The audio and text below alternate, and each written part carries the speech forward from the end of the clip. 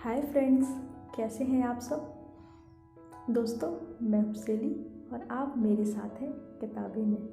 काफ़ी ठंड पड़ रही है और ठंड में सबसे मज़ेदार काम होता है या तो रज़ाई के अंदर छुप के या धूप में बैठ के किताबें पढ़ना। ये एक ऐसा मोमेंट है कि जिसे सभी अपने जीवन में ज़रूर ट्राई करते हैं, इससे ज़रूर गुजरते हैं। अभी ऐसा ही मौसम चल रहा है। चलिए किताबों के सफ़र में आगे बढ़ते हैं। लगभग 1 महीने की पहले की बात है। कांता भारती के उपन्यास रेत की मछली के बारे में मैंने फेसबुक में पढ़ा। संयोग ऐसा था कि इस किताब के बारे में मैं पहले से नहीं जानती थी। इसके रिव्यू में था कि यह किताब ऐसी है जो छपने के बाद से बैन कर दी गई थी, गायब हो गई थी मार्केट से, और फिर बहुत सालों के बाद अब आई है। लोगों को इसे हाथों हाथ लेना चाहिए, पढ़ना चाहिए, क्योंकि इसमें कांता भारती के निजी अनुभव है, यानी कि धर्मवीर भारती के जीवन के ऊपर इसमें प्रकाश डलता है। तो मेरे दिमाग में आया था कि मुझे यह किताब पढ़नी चाहिए थी। धर्मवीर भारती के पत्नी के रूप में हम सभी पुष्पा भारती को याद करते हैं। कांता भारती का नाम तो बहुत पीछे छूटा होता है। तो यह सोच के इस किताब को मैंने भी मंगवाया और जब तक किताब आई तब तक एक विवाद सामने आ गया। लोग अपने वॉल पे लिख रहे हैं, अपने ब्लॉग में लिख रहे हैं कि गुनाहों का देवता जो है वह अपराध कथा है, प्रेम की कथा नहीं है। तो एक बार फिर से इस किताब को और गुनाहों के देवता को देखने की ज़रूरत आ पड़ी। संयोग देखिए दोस्तों, जब मैंने किताबें चैनल बनाया था तो सबसे पहला वीडियो जो था वह गुनाहों के देवता के ऊपर ही था। मैंने शीर्षक दिया था रोमांटिक प्रेम कहानी गुनाहों का देवता। और अब उस किताब को ये कहा जा रहा है रेत की मछली के संदर्भ को सामने रखते हुए कि गुनाहों का देवता अपराध कथा है। तो आज के वीडियो में हम इन दोनों किताबों की चर्चा कर लेते हैं और यह देखते हैं कि क्या इतने दिनों से साहित्य प्रेमियों के दिलों पे राज करने वाली किताब गुनाहों का देवता क्या सचमुच अपराध कथा है, और यह जो रेत की मछली है उपन्यास, इसमें क्या खास है, क्यों इसके बाहर आते ही फिर से एक बार छपते ही इतने तरीके के विवाद सामने आ गए। समानताओं की बात करें तो गुनाहों के देवता में 3 लोग हैं, 3 नायक नायिका हैं, चंदर, पम्मी, सुधा। सुधा और चंदर का असफल प्रेम है और जो पम्मी की भूमिका है वह यहाँ पे बहुत छोटे रूप में है। वह प्रेम करती है और नहीं भी करती है, वह उन दोनों के बीच से हट जाती है। और जो रेत की मछली है इसमें शोभन है इसका नायक, कुंतल है उसकी पत्नी और मीनल है उसकी बहन, जो कि इसमें कांता भारती ने यह दिखाया है कि मीनल के साथ उसका अफेयर है जबकि वह उसके रिश्ते की बहन है। इसके अलावा दोनों किताबों के बारे में कहा जाता है कि यह लेखक के निजी जीवन की से जुड़ी हुई किताब है, यानी गुनाहों के देवता के बारे में कहते हैं कि यह भारती जी के जीवन से जुड़ी किताब है, और रेत की मछली के बारे में कहते हैं कि यह कांता भारती के जीवन से जुड़ी हुई है। जब गुनाहों का देवता हिट हुई थी, लोग इसके बारे में बात करते हैं तो अक्सर लोग पूछते थे कि सुधा कौन है, सुधा कौन है, भारती जी के जीवन में वह कौन सी महिला थी जो सुधा थी, और इसका जवाब नहीं मिलता था। यह भी कहा जाता था दबे स्वर में कि जो कांता भारती थी वही सुधा थी। कई लोग यह भी सवाल करते थे कि नहीं, वो सुधा नहीं हो सकती है, हो सकता है कि वह विंती रही हो, जो कि गुनाहों के देवता में एक और पात्र थी, सुधा की फुफेरी बहन। तो कांता भारती विंती थी या सुधा थी यह कोई नहीं जानता है। वे दोनों में से कोई थी भी या नहीं यह भी क्लियर नहीं है, ये एक अंदाज़ा ही है। और कांता भारती का जो उपन्यास है इसमें भी लोग कहते हैं कि इसमें जो कुंतल का किरदार है वह कांता भारती का किरदार है, कुंतल शोभन की पत्नी है। अगर दोनों उपन्यासों की तुलना करते हुए देखें तो अगर कांता भारती सुधा थी तो वह कुंतल कैसे हो सकती है। इस बात को समझने के लिए हम थोड़ी सी इसकी कहानी जानते हैं।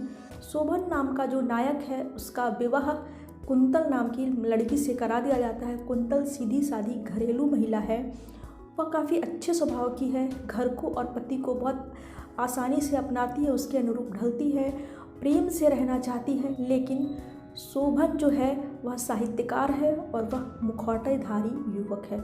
समाज में उसका बहुत नाम है, उसकी बहुत प्रतिष्ठा है, उसकी जो रचनाएं हैं उसमें गरीबों के प्रति, आम जन के प्रति गहरी संवेदना दिखाई देती है, लेकिन वह संवेदना घर में सूखी हुई रहती है। वह अपनी पत्नी को प्रताड़ित करता है, उसे एक सामान्य मानवी की भी संज्ञा नहीं दे पाता है। अपने समकक्ष जीवन संगनी बनाने की या अर्धांगिनी बनाने की बात तो बहुत दूर की रहती है। इसके अलावा जो उसकी मुंहबोली बहन है मीनल, उसके साथ उसके अवैध संबंध है। यहाँ तक कि कांता भारती यह भी एक जगह दिखाती हैं कि मीनल और वह, यानी कि मीनल और शोभन एक दिन एक साथ बिस्तर में होते हैं और जो शोभन है वह कुंतल को भी वहाँ खींच लेता है और कहता है कि ज़िंदगी के मज़े लो, मैं तुम और ये मिलके एक साथ रहेंगे, आओ हम इसे सफल करते हैं। और कहती है कांता की कुंतल ने इसका विरोध किया, आवाज़ उठाई, कहा कि छी, तुम कितने गिरे हुए इंसान हो, तुम्हारा यही असली चेहरा है। मीनल तुम्हारी बहन है, तुम उसके साथ इतना घिनौना काम कैसे कर सकते हो। तब शोभन उसे बहुत पीटता है, उस पर चारित्रिक दोष लगाता है, पूरे समाज में, पूरी सोसाइटी में, पूरे परिवार में उसे बहुत तरीके से बदनाम करता है। और स्थिति यहीं तक नहीं रुकती, एक दिन उसके हाथ में 100 रुपये दे के उसे घर से निकाल देता है। वह कुंतल जो एक गृहिणी बन के बहुत सारे सपने लेकर के आई थी, बहुत अच्छी गृहस्थी बसाना चाहती थी, वह दर दर की ठोकरें खाती है, कहीं उसे एक नौकरी मिल जाए। कांता भारती ने इसका अंत बहुत ही मार्मिक कर दिया है। भटकती सी कुंतल कहती है कि जहाँ मन जल गया था वहाँ तो अब कुछ भी नहीं उगेगा, रेत हो गया है सब कुछ, कर्म रेत, और मैं मछली सी छटपटा रही हूँ। और यह जो उपन्यास है, चूँकि कांता भारती बड़ी साहित्यकार नहीं थी, उनमें संभावनाएं थी, पर उन्होंने बहुत अधिक नहीं लिखा, तो उनका लिखा बहुत ज़्यादा परिष्कृत नहीं हो सका। उपन्यास की जो भाषा है वह बिल्कुल सीधी, सिंपल, सपाट सा है, उसमें लक्ष्यदार शब्द नहीं है और संस्कृत निष्ठ शब्दों का प्रयोग नहीं हुआ है, वाक्य विन्यास, लक्षणा या व्यंजना का प्रयोग बहुत नहीं है। सिंपल सी किताब है, आप हर कोई को समझ में आ जाए। मार्मिक है, अत्यंत मार्मिक है। बहुत सारे प्रसंग जो है इसके वह करुणा से भरे हैं, आपको बहुत दुखी, व्यथित और मतलब उद्वेलित करते हैं कि कैसे कैसे एक व्यक्ति दोहरा मुखौटा बना के रहता है। शोभन से आपको बहुत घृणा होती है, बहुत गुस्सा आता है उसके ऊपर, और कुंतल के ऊपर बहुत दया आती है।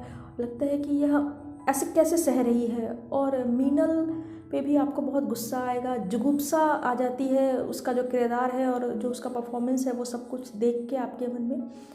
तो यह बात हो गई आपकी रेत की मछली की।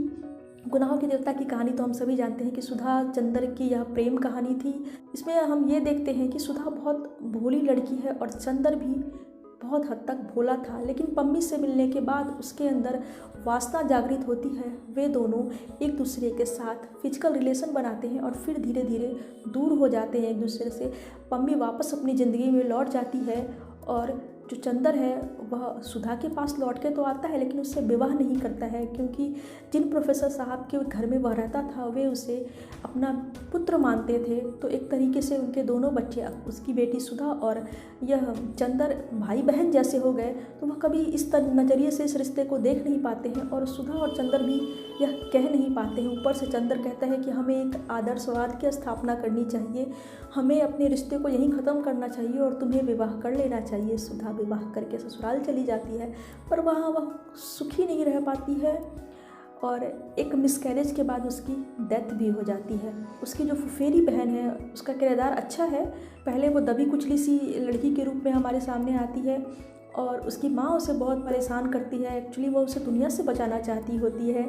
उसका विवाह एक गलत लड़के से हो रहा होता है, जहाँ से प्रोफेसर साहब उसे विवाह मंडप से उठा के ले आते हैं और बाद में चंद्र उसके साथ ही विवाह कर लेता है। तो यह गुनाहों के देवता की कहानी है। इसमें जब सुधा की मृत्यु होती है तो मन बहुत भावुक होता है, हर पाठक रो देता है। गुनाहों के देवता की भाषा काफ़ी उत्कृष्ट है, परिष्कृत है, आपको बांधती है और जो इसका सौंदर्य है कहानी का वह भाषा के साथ बढ़ता चला जाता है।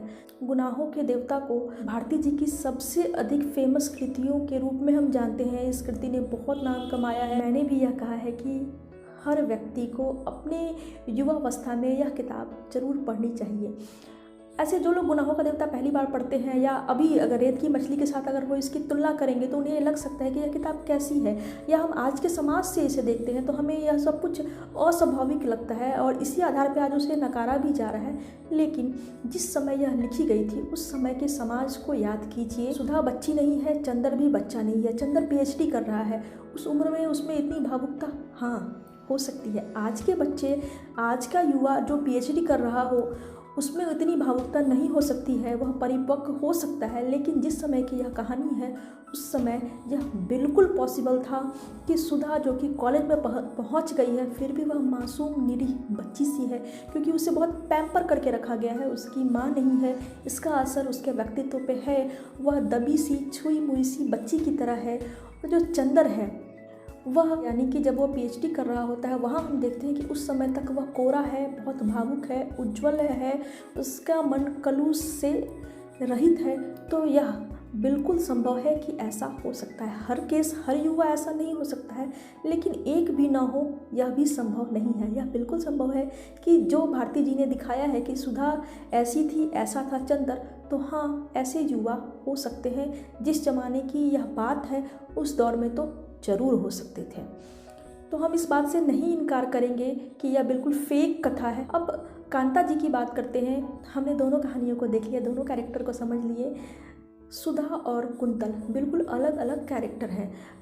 जो लोग कह रहे हैं कि कांता भारती ही कुंतल है या कांता भारती ही सुधा है, उन्हें इन दोनों कहानियों को वो देखें और समझें तो उन्हें दोनों कहानियाँ, दोनों नायिकाएं जो है बिल्कुल अलग अलग हैं। दोनों एक कैसे हो सकती हैं। दूसरी बात है कि जो गुनाहों का देवता है वह कोरी भावुकता की कहानी है, शुद्ध भावुकता युक्त प्रेम कहानी है।